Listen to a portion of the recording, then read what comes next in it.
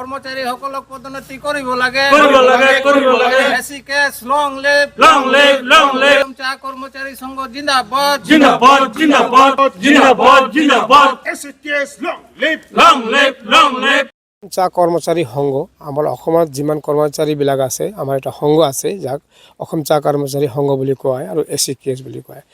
আজি আমি ইয়াত মোৰ চাকৰিৰ 22 বছৰ হৈ গ'ল। ইয়াৰ আগতে আমাৰ সিনিয়ৰবিলাকে 40-50 বছৰ ধৰি চাকৰি কৰি আছিল, কিন্তু গ্ৰছ চেলাৰীৰ ওপৰত PF-টো কাটি আছিল। তো গ্ৰছ চেলাৰী 30,000 হওক বা 25,000 ইয়াৰ মানে ভিত্তিত PF-টো কৰ্তন কৰি আছিল।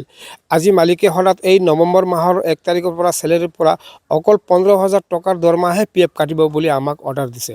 তো 15,000 PF কাটা দৰমহাটো এইটো সিহঁতে কৈ আছে যে PF অফিচৰ পৰা চাৰ্কুলাৰ আছে, কিন্তু আজিলৈকে আমি কোনো চাৰ্কুলাৰ পোৱা নাই আৰু গোটাই অসমত এইটো মানে কাৰ্যকৰী হোৱা নাই।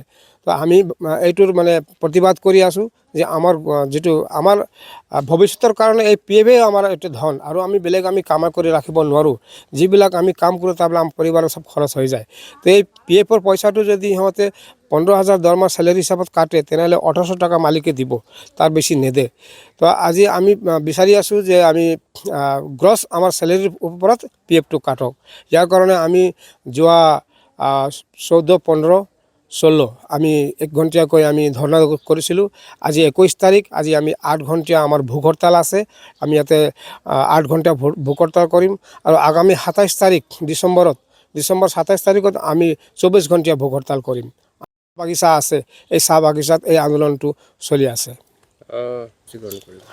মালিক পক্ষে যদি আমাৰ কোনো ব্যৱস্থা নলয় তেনেহ'লে আমি আকৌ আন্দোলন ষ্টেচনটো আমি বঢ়াই যাম, কাৰণ এইটো আমাৰ অকল এইখন দালাবাৰী বাংলাবাৰী বাগিচাৰ নহয়, এইটো গোটাই অসমৰ এটা বেদনা, এইটো এটা অসমৰ গ্ৰিভেঞ্চ।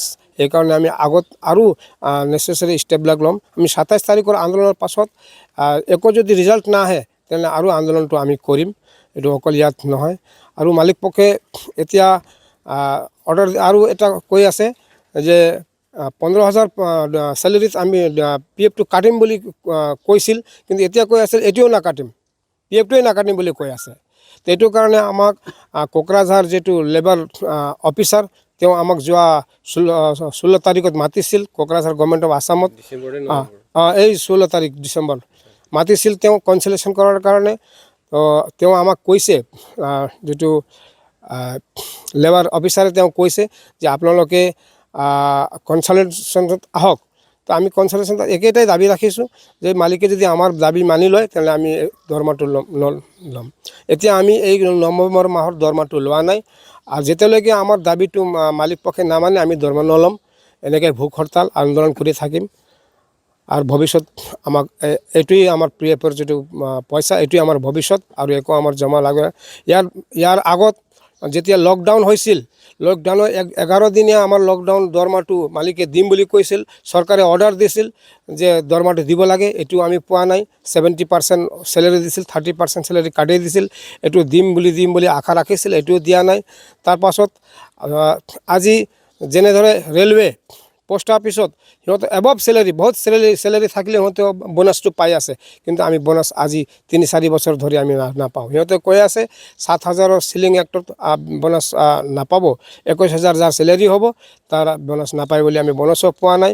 সেইটো কাৰণে আমি আজি এই PF যিটো ধনটো আমাৰ এইটো 15,000ৰ এবভ নাকাটে, ইয়াৰ কাৰণে আমি প্ৰতিবাদ কৰিছোঁ।